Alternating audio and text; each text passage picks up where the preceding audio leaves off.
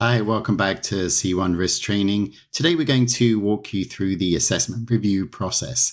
So when an assessment has been responded to, you'll receive a notification and you'll be able to follow the link in that notification to go to the assessment and begin the review process. So here's how you do that in the C1 Risk platform. So here, as you can see, we received our notification that an assessment has been submitted. So I'm just going to click on this link and log into my platform. Notice the link is intelligent, so it's going to take me to the actual assessment that it's referring to. And here it is here. So I can, first I can minimize this if I want so I can see all of the questions. Now you can see it's tracked the assessment. I can see all 56 questions have been answered. And so the first thing I'm going to do is I have the option of just looking through this, scanning through this. You see it shows me the risk score, so where there are questions that have actually scored risks. And I can start the review process that way. But then when I'm ready, I just want to do create bulk findings. I'm going to click this.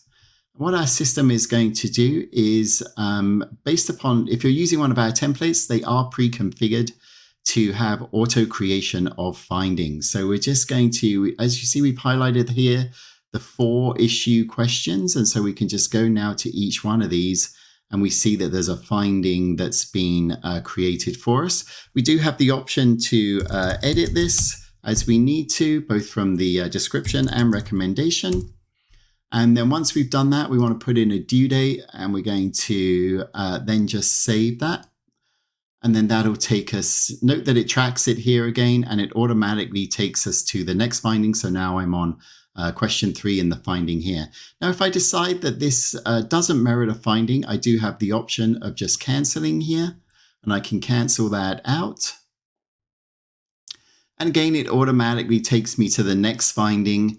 And then again, I can edit or again, just add my due date and then click save. So now we can look at the rest of the assessment. And as you can see, it's tracking here. Everything's green, which would seem to suggest that we don't have any additional findings. We've closed out these 2 and we've added findings here where it's recommended. But let's say we look at one of the questions, maybe it's question 8, and we decide that we do want to add a finding here as well. We have the option to just click add, and that'll give us that option of creating a finding here for the assessment. So we can also go back to these at any time.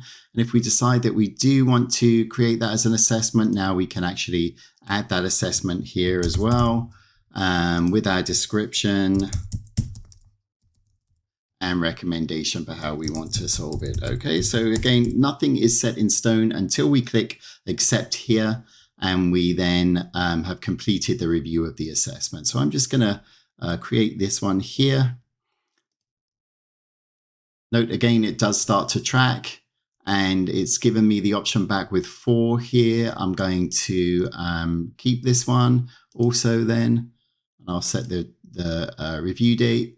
Now I click save. So now I've got my 4 findings that I started off with. I've looked at everything else. I think it's okay. Now I'm just going to click accept.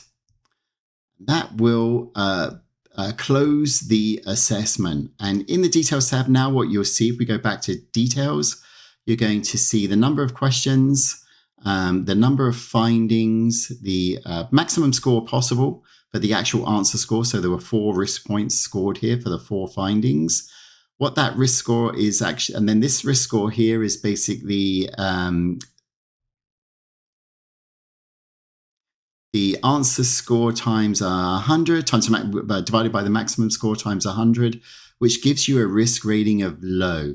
And this risk rating is actually based upon your own risk management policies and risk thresholds identified in those policies.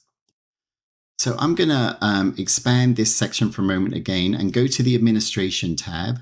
And here you see we have a section called risk policies.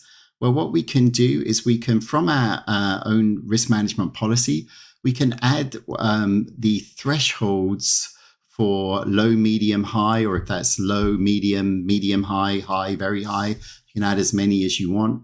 And the scoring that we allocate to those different bands.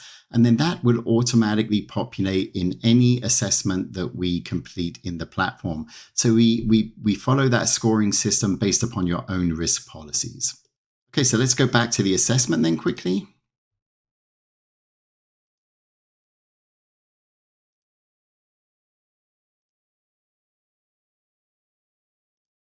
And so what you're going to see again here is we also have the issues tracked, and they are ready. If we open these up, they're now ready. Each one of these is ready to accept the mitigation plan. So we can work with the vendor to begin to mitigate these. They can either do this directly in the system, or note that we can actually export a report either to PDF or Excel that will provide the vendor with all of their responses and the different findings. It's going to look something like this.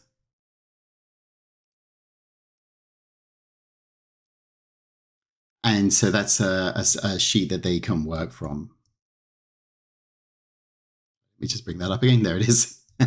And similarly, the PDF would, of course, be white labeled to your company, and you can see it has all of the different details here. Okay, so that's how we do the assessment review in the system.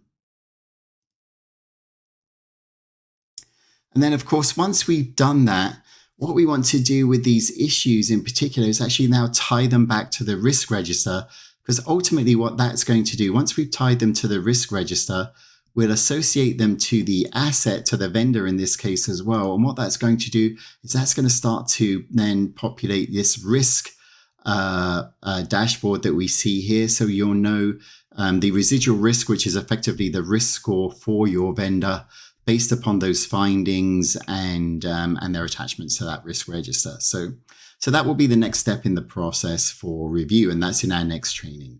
So thank you very much. This concludes our training for today.